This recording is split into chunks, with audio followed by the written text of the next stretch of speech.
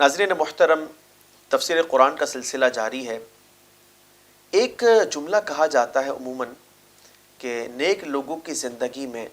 سادگی ہوتی ہے، وہ خاطر خواہ اپنی زندگی کو انجوائے نہیں کر سکتے، اور جب زندگی میں مزہ نہ ہو تو پھر جینا کیسا۔ ناظرین، یہ اس طرح کی اور بہت سی باتیں جو ہیں وہ لوگوں کے درمیان عام ہیں، خاص طور پر کوئی ایسا شخص جو مذہبی آدمی ہو، دیندار آدمی ہو، خوف خدا رکھنے والا آدمی ہو، تو پھر سادگی کے اثرات جو ہیں اس کی زندگی میں نمایاں ہوتے ہیں۔ اور پھر کہیں وہ لوگ جو دین متنفر ہوں، لبرل قسم کے ہوں، اور انہیں موقع میسر آ جائے، بس پھر یوں سمجھے کہ رہی صحیح ساری کسریں جو ہیں وہ پوری ہو جاتی ہیں۔ قرآن پاک اس حوالے سے کیا رہنمائی فرماتا ہے، اور آیا کہ وہ لوگ جو دیندار ہوتے ہیں ان کی زندگی میں کیا کبھی کوئی عیش و عشرت اور جو مزے ہیں زندگی کے، کیا وہ ہیں یا در حقیقت بالکل ہی یا وہ اس سے خالی ہیں؟ اس پر آج ہم بات کریں گے۔ ٹاپک نہایت اہم ہے، قرآن کریم کی رہنمائی ہے، اور سورہ طور پر ہماری گفتگو ہے آیت نمبر 22 سے 25 تک۔ آج انشاءاللہ ہم اللہ کے کلام کو سنیں گے اور سمجھیں گے۔ ارشاد باری تعالیٰ ہے وَأَمْدَدْنَاهُمْ بِفَاكِهَةٍ وَلَحْمٍ مِّمَّا يَشْتَهُونَ، اور ہم نے ان کی مدد فرمائی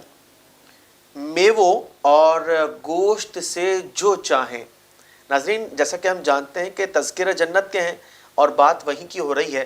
کہ اللہ تبارک و تعالیٰ بیان فرما رہا ہے کہ جنت کے اندر جو اہل جنت ہوں گے، جو نیک لوگ ہوں گے، جن کی آج زندگی سادہ سی ہے، وہ لوگ ہوں گے، جب وہ جنت میں جائیں گے تو پھر وہ جو چاہیں گے وہ کھائیں گے۔ اور ناظرین، وہ گوشت یا میوے صرف یہ دو چیزیں مخصوص نہیں ہیں، بلکہ ہر کھانے کی چیز۔ یہاں مقصد کیا ہے بتانے کا؟ بات یہ ہے کہ دنیا کے اندر جب انسان کوئی چیز کھانا چاہتا ہے تو اس کے ساتھ بہت ساری مشکلات اور مسائل ہیں۔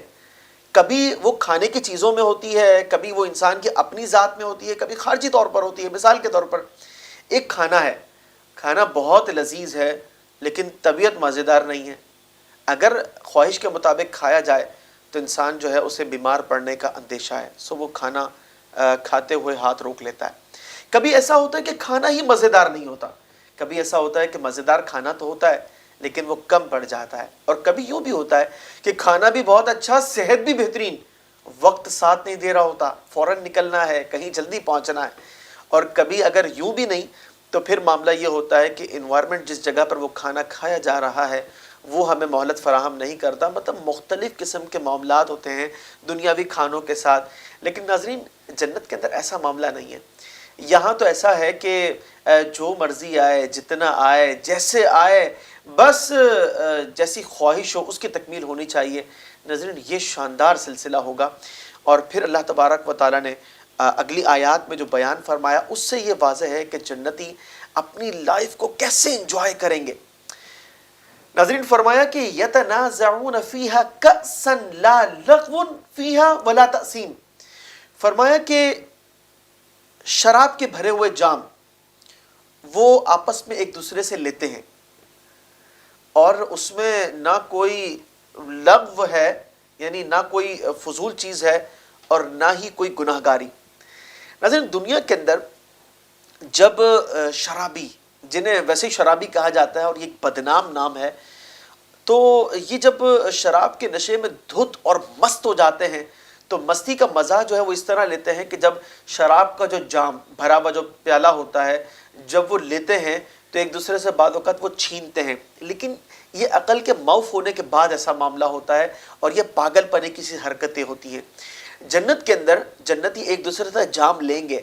اور وہ ایک شغل ہوگا، ایک مزہ ہوگا، اور وہ چونکہ شراب پاکیزہ شراب ہوگی تو وہ انسان کی عقل کو خراب نہیں کرے گی، بلکہ وہ ایک دوسرے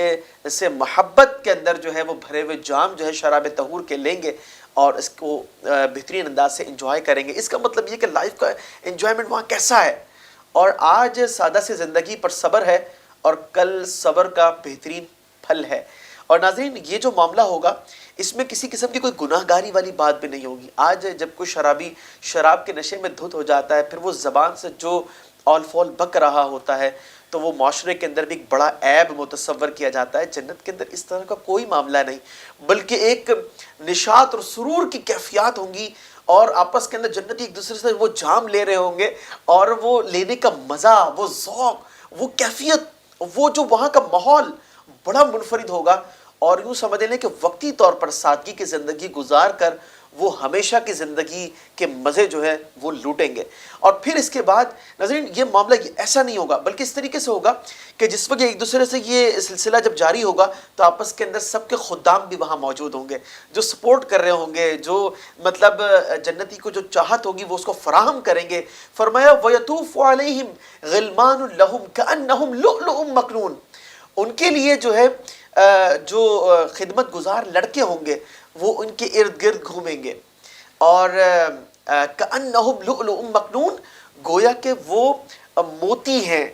جو چھپا کر رکھے گئے ہیں۔ ناظرین اتنے خوبصورت لڑکے، ٹھیک ہے، جنہیں غلمان کہا جاتا ہے، اور وہ غلمان جو ہے ایک جنتی کے ارد گرد موجود ہوں گے، اور جنتی بس جو تمنا کرے گا وہ اس کو وہ فراہم کریں گے۔ نشاط اور سرور کی محفلیں ہوں گی، اس کو بھرپور انجوائے کیا جائے گا، اس کا مزہ لیا جائے گا۔ تو اس کا مطلب یہ ہے کہ اللہ رب العزت نے دنیا کے اندر مومنین پر بڑا کرم فرمایا کہ انہیں ہدایت عطا فرمائی کہ وہ اپنی زندگی کو سادگی سے گزار کر، اس کے احکامات پر عمل کر کر، حلال اور حرام کی تمیز کر کر، سچ اور جھوٹ میں امتیاز کر کر وہ جو ہے اپنی زندگی کو اچھائیوں میں گزارتے ہیں، اور پھر اس کے بعد دائمی سکون اور عافیتیں ہیں۔ اللہ تبارک و تعالی ان پرسکون ساعتوں سے ہمیں بھی بہرہ مند فرمائے۔